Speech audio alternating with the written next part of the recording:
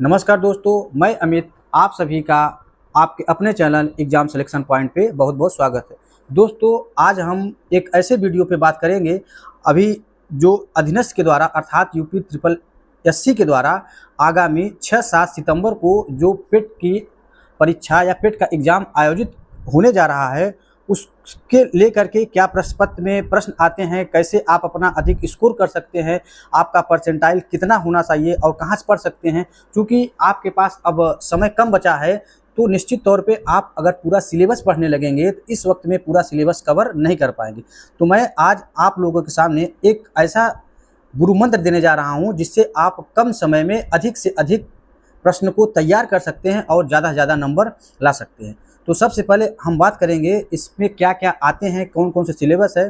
ठीक है, सिलेबस की अगर बात की जाए, यहाँ पे आप देखेंगे तो जीएस लगभग 50 नंबर का है। अब जिसमें देखेंगे तो जीएस को अलग अलग सेक्टर में बांटा गया है। जैसे हिस्ट्री की बात करेंगे तो यहाँ पे स्पेशल मेंशन किया गया है नेशनल मूवमेंट। तो और नेशनल मूवमेंट के अलावा बात करेंगे तो यहाँ पे स्पेशल टॉपिक मेंशन किए गए हैं। जैसे सिंधु घाटी सभ्यता है, कुछ पार्ट वैदिक के दिए गए हैं। वहीं जब मौर्य काल में आएंगे तो खाली अशोक को मेंशन किया गया है। इसके अलावा चंद्रगुप्त मौर्य हैं, ठीक है ना। तो यानी कि यहाँ पे छोटे छोटे टॉपिक मेंशन किए गए हैं। फिर आप आगे जाएंगे तो राजपूत काल दिया गया है, ठीक है ना, सल्तनत काल है, मुगल काल है, और सिर्फ यहाँ पे शासकों को नाम आपको याद करना है। मतलब कहने का है आप पूरा डिटेल में आपको नहीं पढ़ना। लेकिन जब आप देखेंगे तो नेशनल मूवमेंट, तो नेशनल मूवमेंट देखेंगे तो टॉपिक छोटा है और यहाँ पे आपको नंबर ज़्यादा मिल सकते हैं। सीधे सीधे लिखा गया है कि नेशनल मूवमेंट से आपको 5 नंबर, अर्थात नेशनल मूवमेंट की बात करेंगे तो जो 1905 के आसपास का जो समय है, और महात्मा गांधी जब अफ्रीका से 1915 के बाद आते हैं, तो आप देखेंगे जो पूरी राजनीति है इन्हीं के इर्द गिर्द घूमती है। तो वहाँ से प्रश्न बहुत ज़्यादा आते हैं। जैसे हो गया आपका कांग्रेस के सेशन, किस सेशन में कौन सा प्रस्ताव रखा गया, इसका अध्यक्ष कौन था, ठीक है ना। और फिर आप देखेंगे जैसे असहयोग आंदोलन हो गया, जलियांवाला बाग हत्याकांड हो गया। अब यहाँ से आपके प्रश्न बहुत सारे आते हैं। पार्टियों का स्थापना हो गया, जैसे स्वराज पार्टी है या फिर मुस्लिम लीग है, किसकी स्थापना कहाँ पे किया गया।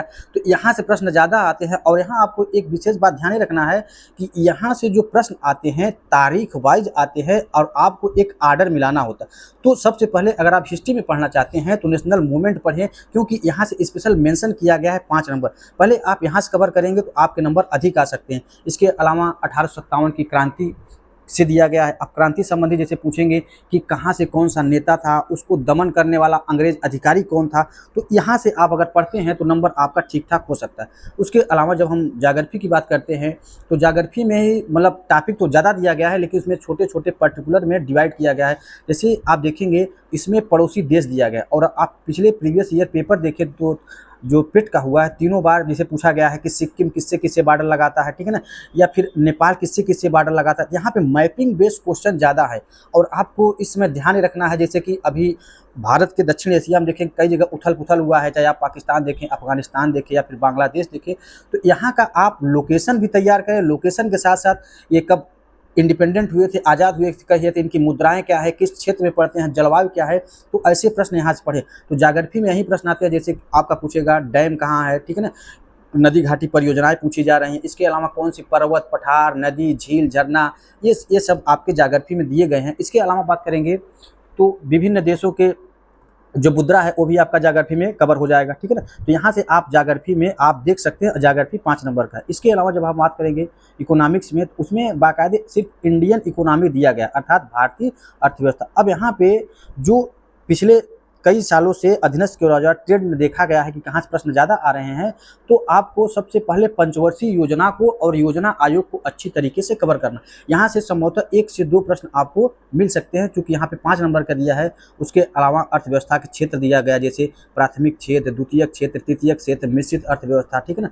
और बात करेंगे जैसे नीति आयोग यहाँ पे मेंशन किया गया है। तो यहाँ से आप कम समय में अधिक तैयार कर सकते हैं। और जैसे प्रमुख बैंक हो गए, जैसे आपका आरबीआई हो गया, ठीक है ना, एसबीआई हो गया, आईआरडीए हो गया, ईडा हो गया, जो संस्थान है उसको भी आप यहाँ से पढ़ सकते हैं। यानी कि इकोनॉमी आपको ज़्यादा नहीं पढ़ना है, केवल इंडियन इकोनॉमी में कुछ स्पेशल टॉपिक मेंशन किए गए हैं, तो कम समय में आप ज़्यादा नंबर ला सकते हैं। वहीं हम बात करेंगे पॉलिटी में, तो पॉलिटी में मोटा मोटा उसमें पूरा लिखा गया है कि भारतीय मतलब जैसे आपको प्रस्तावना अच्छे से तैयार होना चाहिए। प्रस्तावना का अधिकार अलावा जैसे आप मूल अधिकार की बात करें, डीपीएसपी की बात करें, ठीक है ना, राष्ट्रपति प्रधानमंत्री किस आर्टिकल में है, ठीक है ना, महान्यायवादी क्या है, जैसे कि आप आप देखते हैं इस समय जो आयोग का ट्रेंड है, जो समाज में या देश में उथल-पुथल होता है, तो वहाँ से भी प्रश्न उठाए जा सकते हैं। जैसे अभी देखिए उपराष्ट्रपति का इस्तीफ़ा हुआ, तो वहाँ से प्रश्न उठा सकता है कि उपराष्ट्रपति किस आर्टिकल में है, ठीक है ना? ये सब ऐसे प्रश्न आ सकते हैं। तो यहाँ पे आप मोटा-मोटा 100 आर्टिकल तक पढ़ लेंगे। इसके अलावा जो प्रमुख आर्टिकल दिए गए हैं, जैसे राष्ट्रपति का पद, उपराष्ट्रपति, राज्यपाल, प्रधानमंत्री, वित्त आयोग और इसके अलावा जो भी आपकी 12 अनुसूचियाँ हैं, सभी भाग को पढ़ लेंगे तो निश्चित तौर पे पार्टी में आप पाँचों ही प्रश्न कर लेंगे, ठीक है ना? और एक बात ध्यान रहे कि अधीनस्थ का ट्रेंड रहा है कि यह जो सिलेबस दे रहा है, सिलेबस से ही प्रश्न उठाता है, ठीक है ना? प्रश्न को टफ कर दिया जाएगा, डिफ़िकल्ट कर दिया जाएगा, लेकिन अभी तक यहाँ सिलेबस से बाहर प्रश्न नहीं आते हैं, ये सब है। इसके अलावा देखेंगे तो आपको जनरल साइंस दिया गया है, तो जनरल साइंस में वही सब है जैसे कि अब इसमें आपकी केमिस्ट्री है, फिजिक्स है और बायो है। इसके अलावा अब जो नया ट्रेंड है, साइंस टेक्नोलॉजी के प्रश्नों को भी इसमें शामिल किया जा रहा है। इसमें मोटा-मोटा है जैसे राशियाँ हैं, ठीक है ना? मूल मात्रक क्या है, यहाँ से पढ़ लेंगे।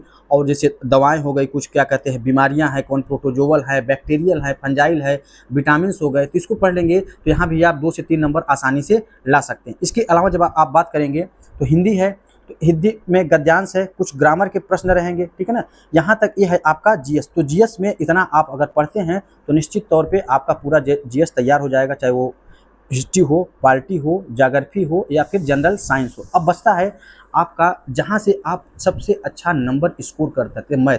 अब देखिए मैथ की बात करेंगे, यहाँ पे आपको 20 नंबर का डीआई दिया जाता है और 5 नंबर का आपका एरिथमेटिक, उसी में आपका एडवांस मैथ भी 1-2 क्वेश्चन रहेंगे, जैसे ट्रिग्नोमेट्री से रहेगा, मेंसुरेशन से आ सकता है, ठीक है ना? तो इसको कर सकते हैं। और यहाँ पे आप थोड़ा अभी से, चूँकि अभी आपके पास 10 से 15 दिन टाइम है, तो अभी से अभ्यास करेंगे तो मैथ में, अगर मैथ में आप अच्छा स्कोर कर सकते हैं तभी आपके नंबर बन पाएंगे। इसके अलावा 5 नंबर का रीजनिंग दिया गया है। रीजनिंग में भी वही है, ब्लड रिलेशन है, असेंडिंग है, सीटिंग अरेंजमेंट है, वर्ड आर्डर है, अल्फ़ाबेट सीरीज है, यही सब प्रश्न यहाँ से बनते हैं। इसके अलावा जो इंग्लिश है, तो इंग्लिश में भी बेसिक ग्रामर जो आता है वहीं आपको पढ़ना है, फिर रीजनिंग है। और आप लोग को एक बात निश्चित तौर पे यह ध्यान रखना चाहिए कि यह जो पेट 2025 का आयोजित कराया जा रहा है, इसमें आप सभी को पता है कि आपने नोटिफिकेशन में देखा होगा कि इसकी जो वैलिडिटी होगी वह 3 साल के लिए की गई। इसका मतलब ये हुआ कि किसी भी तरीके से आपको इस पेट में अच्छे से अच्छा नंबर लाना है। अब इस पेट के अगर आप अच्छा नंबर लाएंगे तो आने वाले सालों में या 25 के अंत में या 26 के शुरुआत में आपको अच्छी खासी वैकेंसियाँ देखने को मिलेंगी। जैसे इसमें भी बात करेंगे तो जूनियर की वैकेंसी आने वाली है। इसके अलावा लेखपाल की लगभग 8 से 10 हज़ार वैकेंसी एकदम निश्चित तौर पे आना है, ठीक है ना? बीडीओ की वैकेंसी उम्मीद है कि फिर से आने वाली है। इसके अलावा जो करेंगे तो अधीनस्थ के द्वारा लोअर पीसीएस हो गया, ठीक है ना? तो इस तरीके के तमाम और भी अन्य भी वैकेंसियाँ हैं जो कि पेंडिंग में है, स्टोनो हो गया, ठीक है ना? तो तमाम वैकेंसी आएंगी। तो निश्चित तौर पे अगर आपका सपना है कि आप उत्तर प्रदेश में एक अच्छा जॉब प्रोफाइल पाना चाहते हैं, अच्छा जॉब लेना चाहते हैं, तो सबसे पहला काम है कि आप पेट में अधिक से अधिक नंबर लाएँ। अब पेट में अधिक से अधिक नंबर तभी ला सकते हैं कि पहली बात तो जितना सिलेबस दिया गया है, आप सिलेबस ही पढ़ें। सिलेबस से बाहर बियॉन्ड कुछ पढ़ने की आवश्यकता नहीं है। और अभी आपके पास समय है। और हाँ, यहाँ पे मैं एक बात बताना भूल गया था, करंट अफेयर पे विशेष फोकस आपको करना है, क्योंकि करंट जो इस बार का सिलेबस है, पिछले बार भी था, करंट 10 नंबर का दिया गया।